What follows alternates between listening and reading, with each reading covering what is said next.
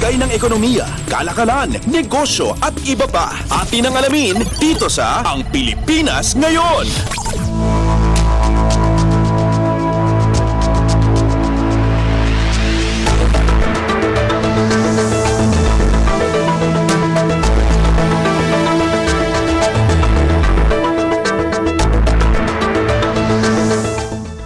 Magandang araw, narito tayong muli para sa segmentong Balitang Negosyo at Kalakalan.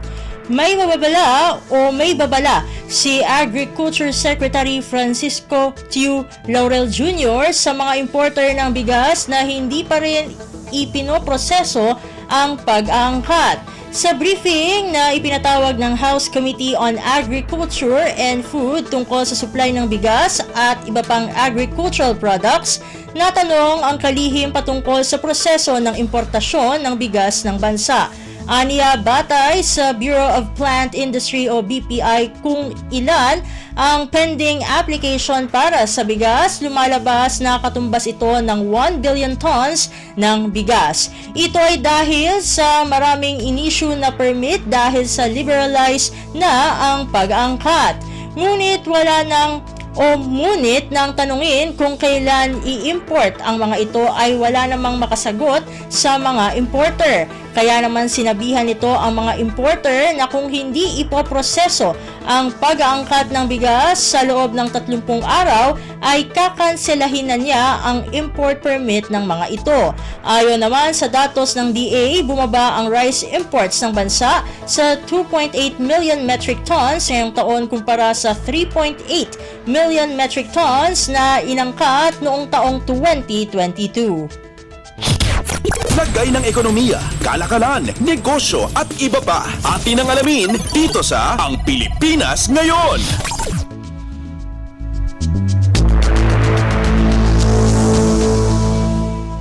Sa iba pang mga balita, nakipagpulong ang Department of Trade and Industry o DTI sa Silicon Valley Technology Companies upang pag-usapan ang pagpasok ng Artificial Intelligence o AI dito sa Pilipinas. Personal na dumalo si Pangulong Ferdinand R. Marcos Jr. kasama si Trade Secretary Alfredo Pascual sa Technology Companies at Investors Meeting sa Sun Valley, San Francisco, California upang pag-usapan ang AI technology na formal nang magamit na sa ating bansa.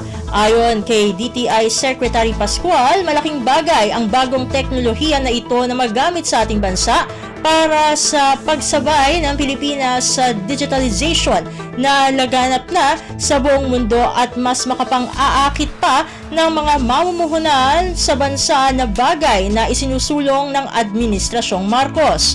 Sa huli, positibo naman ang Pangulo at si Secretary Pascual na ma-adapt ang naturang bagong teknolohiya sa Pilipinas dahil mas magiging moderno na ang mga serbisyo mapapribado at pampublikong sektor.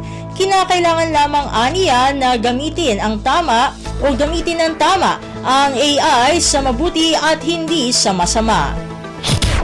Lagay ng ekonomiya, kalakalan, negosyo at iba pa. Atin ang alamin dito sa Ang Pilipinas Ngayon.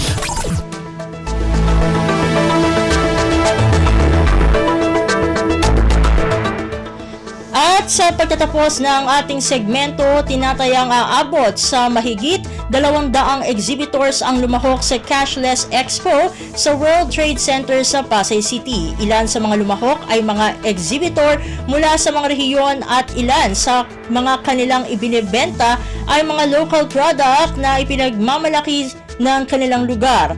May lumahok din na mga nagtitinda ng gulay kung saan patok nga sa mga bisita ay ang only gulay kung saan sa halagang 200 o 500 pesos lamang ay maaari mo nang mapuno ang bayong hanggang sa mapuno ito.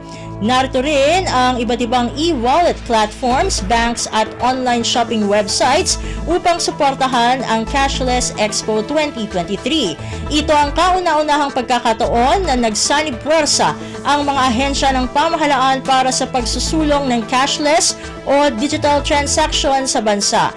Layunin ng Expo na hikayatin ang mga micro, small, and medium enterprises o MSMEs na gawing cashless o digital ang kanilang pamamaraan sa kanilang mga transaksyon at palawigin ang kanilang negosyo sa pamamagitan ng paggamit ng makabagong teknolohiya. At dahil cashless expo ito, tanging pagbabayad lamang gamit ang makabagong cashless method of QR code ang gagamitin sa lahat ng uri ng transaksyon. Lagay ng ekonomiya, kalakalan, negosyo at iba pa. Atin ang alamin dito sa Ang Pilipinas Ngayon.